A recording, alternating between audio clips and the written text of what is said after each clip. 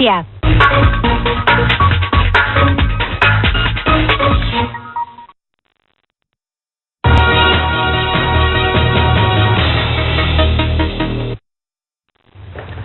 Ya, meski belum menentukan arah koalisi, namun Partai Demokrat mengklaim telah melakukan komunikasi politik dengan partai lain. Sementara itu, arah koalisi partai rencananya akan dibahas petang ini dalam pertemuan pimpinan DPD se-Indonesia.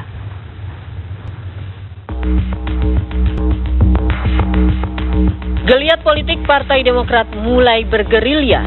Partai pemenang pemilu 2009 ini mulai memperkuat konsolidasi jelang pemilihan presiden. Sang Ketua Umum Susilo Bambang Yudhoyono mengumpulkan 33 DPD se-Indonesia di Cikeas, Bogor. Selain membahas pemilihan legislatif, agenda forum petinggi partai penguasa itu juga membahas persiapan jelang Pilpres pada Juli mendatang. Sementara itu terkait dengan koalisi partai, Partai Demokrat mengklaim telah melakukan komunikasi politik. Saya kira ya komunikasi itu berjalan dari waktu ke waktu. Cuman kan proses komunikasi itu kan belum bisa kita sampaikan. Tentunya kan hasil rekap pemilu nasional aja kan baru dimulai ketika KPU ini merekap. Terus apa yang mau dikomunikasikan? Apa yang mau harus didilkan? Angka-angkanya aja belum ketahuan. Para peserta calon presiden dari Demokrat hadir dalam pertemuan kecuali Anies Baswedan. Demokrat yakin dapat mengusung capres alternatif.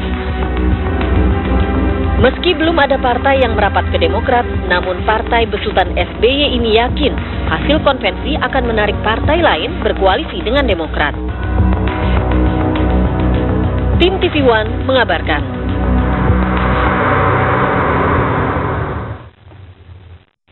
Partai Demokrat memanggil seluruh DPD se-Indonesia. Apa saja yang dibahas dalam pertemuan tersebut? Kita bergabung dengan Olen Esther. Olen, apakah dalam pertemuan tersebut dibahas kemungkinan adanya poros baru? Ya, Paramita, memang benar sekali baru saja usai rapat konsolidasi Ketua Umum Partai Demokrat Susilo Bambang Yudhoyono bersama-sama dengan seluruh Ketua DPD seluruh Indonesia, di mana ada 33 Ketua DPD dan juga pengurus DPP harian yang saat ini baru saja berakhir, dan sudah bersama saya saat ini Ketua DPP harian Partai Demokrat Syarif Hasan. Kita akan bertanya, Pak Syarif, apa saja agenda yang dibicarakan di dalam? Apakah evaluasi pileg atau memang ada pembicaraan arah koalisi dari Partai Demokrat, Pak? Ya, pertama Pak SBY mendengarkan laporan dari masing-masing DPD, dari masing-masing ketua DPD provinsi. Kedua, setelah mendengarkan laporan masing-masing, kita melakukan evaluasi. Kemudian yang ketiga, kita menatap ke depan, 5 tahun ke depan. Dan yang keempat mengenai bagaimana tentang capres. Jadi 5 hal itu yang kita bicarakan. Ya. Yang menarik tentu yang saat ini ditunggu-tunggu oleh masyarakat maupun lawan parpol dari Partai Demokrat, tentunya kemana arah koalisi dari Partai Demokrat? Apakah akan bergabung dengan partai PDIP, Golkar ataupun Gerindra, atau membentuk partai poros baru, Pak? Ya, karena ini memang sifatnya baru hanya brainstorming. Jadi Pak SBY itu biasanya sebelum mengambil keputusan, biasanya meminta masukan dulu dari ketua-ketua DPD. Nah, masukannya itu yang masuk ya macam-macam. Ada yang menginginkan agar bergabung dengan capres A, ada yang masukan ke capres B dan C, bahkan juga ada yang menginginkan agar kita melakukan poros yang keempat. Nah, semua masukan itu diterima oleh Pak SBY, didengarkan, dicatat satu persatu, dan itu akan segera diputuskan nanti kira-kira sebelum pendaftaran capres lah. Ya.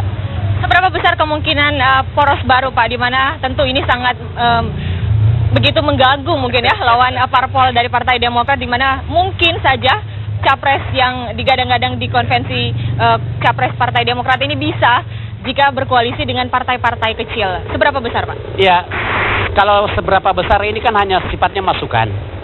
Jadi segala sesuatu itu masih mungkin terjadi, ya kan? Kata Pak SBY selalu mengatakan selalu ada pilihan, ya kan? Jadi karena ini hanya sifatnya ingin mendengarkan pandangan dari ketua-ketua DPD, jadi baru dalam taraf dicatat, didengarkan, dan akan segera kita evaluasi nanti Nah, apapun keputusannya nanti akan segera diinformasikan kembali ke DPD nanti.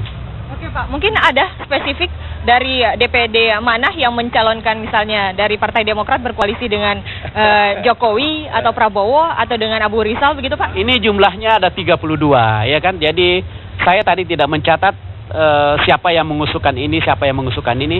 Cuma kami melihat bahwa ini hampir merata pandangannya.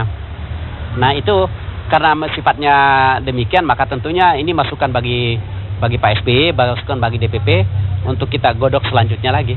Oke Pak, berbicara soal konvensi Capres dari Partai Demokrat, kita melihat kan memang realistis Pak ya, saat ini Partai Demokrat hanya menduduki atau mendapat perolehan suara sekitar 10% atau 9,5. Tentu ini untuk mencalonkan Capres agak susah kalau tidak berkoalisi. Nah, tetap optimis akan mengajukan nama Capres atau Cawapres Pak?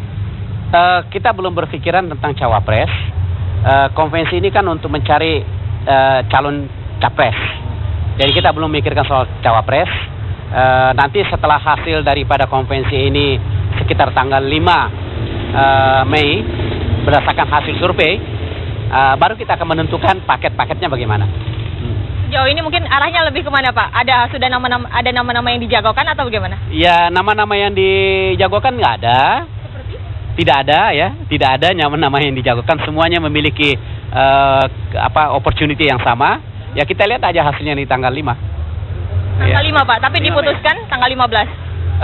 Ya, tanggal 5 kita dapat hasil dari survei, lembaga survei yang ditunjuk, ada 3 lembaga survei. Setelah itu kita tahu bagaimana komposisinya. Setelah itu kita godok dan akan kita putuskan sebelum batas pendaftaran Capres. Oke Pak. Nah, ini kan ada 11 Capres konvensi Partai Demokrat. Sudah ada partai lain, lawan parpol yang melirik nggak Pak untuk dicalonkan sebagai Cawapres? Karena kalau kita mendengar isu dari PDIP misalnya, mereka menyebut-nyebut ada nama Gita Wirjawan sebagai ekonom ataupun ada nama Dahlan Iskan. Itu seperti apa Pak perkembangan di internal Partai Demokrat? Saya belum mendengar itu. Kita belum mendengar hal itu. Belum mendengar itu. Oke, baik, terima kasih Pak Syarif. Kasih, ya. Dan kita masih akan tentu menantikan siapa pemenang dari Capres konvensi Partai Demokrat. Dan untuk sementara para mitra kami kembalikan ke studio. Baik, terima kasih Olan Esther melaporkan langsung dari Cikeas, Bogor, Jawa Barat. Kabar petang masih akan kembali dengan informasi lainnya, diantaranya polisi memeriksa pilot dan kru pesawat Virgin Air.